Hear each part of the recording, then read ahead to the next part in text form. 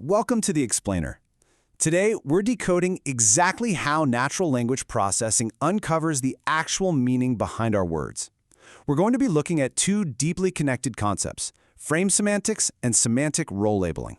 If you've ever wondered how an AI goes beyond just recognizing individual words to actually grasping the complex events we're describing, you are definitely in the right place. Let's get to it. So here's the big question. How do machines figure out who did what to whom? When we speak or write, we aren't just throwing vocabulary at a wall, right? We're describing actions, events, and relationships. Us humans, we naturally keep track of all the actors and objects without breaking a sweat. But for an AI to process natural language, it has to extract that underlying logic. It needs to take the completely messy reality of human speech and map it into structured, predictable data. And to pull that off, computer scientists actually turned to linguistic theory. And that brings us to our theoretical foundation, frame semantics. This was proposed by the linguist Charles Fillmore, and you can kind of think of it as a conceptual movie script for language.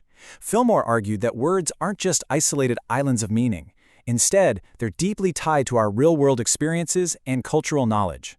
So, a frame is essentially a mental template of a typical event or scenario, a template that instantly gets activated in our brains whenever we hear certain words. The whole idea is beautifully summed up right here. The meaning of a word cannot be understood in isolation. Basically, individual words absolutely need a context, a structured conceptual background, to make any sense at all. Think about it. You can't really understand the word awake unless you understand the concept of a sleep cycle. You literally can't grasp what a vegetarian is without the broader context of human diets and eating meat. Words evoke entire scenes, and for a machine to get the word, it has to get the scene it belongs to. Okay, let's look at a concrete example to make this super clear. The commercial transaction frame. Every frame starts with what we call lexical units. These are the trigger words, verbs, nouns, adjectives that instantly bring this specific scene to mind. Words like buy, sell, pay, spend, or charge. Say any of those, and boom, the commercial transaction frame is loaded up. And once it is, it brings along a cast of characters called core frame elements. For a transaction to happen, you structurally have to have a buyer, a seller, some goods being exchanged, and of course, the money used to pay for them. Let's see how this frame assigns roles in a real sentence. Take a look at this. John bought a car from Bill for $5,000. The second an NLP system spots that lexical unit bought, it activates the commercial transaction frame. Then, it starts mapping the surrounding nouns into those core elements we just talked about. John, he maps to the buyer. The car is the goods, Bill maps to the seller, and that $5,000 maps to the money. Just like that, we've successfully transformed a messy, raw text string into a structured relational database of meaning. Pretty cool, right? Now here is where it gets really interesting. What happens if we completely flip the syntax? We change the subject, swap the verb to sold, and scramble the order of the participants. Read this. Bill sold a car to John for $5,000. Even though the structure is totally different, the verb sold triggers the exact same commercial transaction frame. So the underlying meaning stays perfectly consistent. The machine still knows Bill is the seller, John is the buyer, the car is the goods, and the cash is the money. Frame semantics lets the AI realize these two completely different sentences describe the exact same real-world event. This was a massive game-changer compared to early keyword matching systems. So we're back to our ultimate detective question. Who did what to whom, when, where, and why? We've got this brilliant linguistic theory from Charles Fillmore, but how do we actually teach a machine to do this mapping automatically? How do we scale this across millions of different sentences and thousands of different frames? Because, theory's great and all, but we need an actual executable algorithmic task to make it work. That brings us to part 2, semantic role labeling, or SRL. This is a computational process also known as shallow semantic parsing. If frame semantics is our theoretical map, semantic role labeling is the vehicle driving on it. It's the active NLP task of taking a sentence, finding the core events, which we call predicates, and then categorizing all the connected participants, which we call arguments, into their correct semantic roles relative to that specific predicate. To do this, machines follow a strict 3-step algorithmic process.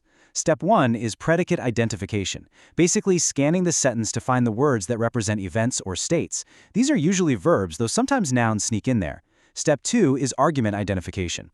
Here, the system analyzes the sentence's grammatical syntax tree to find the specific phrases acting as participants or arguments for that predicate. And finally, Step 3, where the magic happens, argument classification.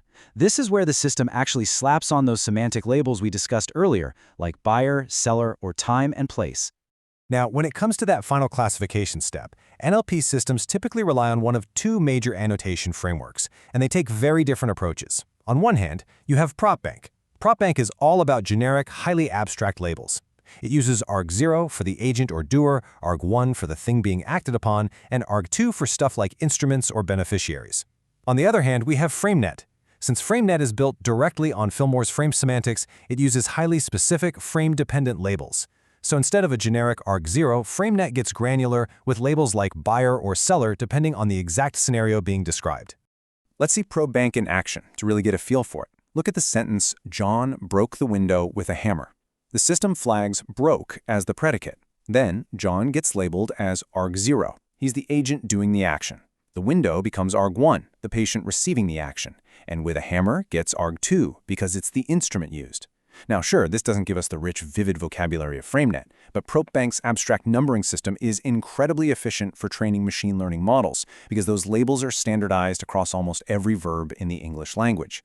Honestly, both frameworks play an absolutely vital role in modern NLP pipelines. Which leads us with a pretty fascinating final thought on all of this.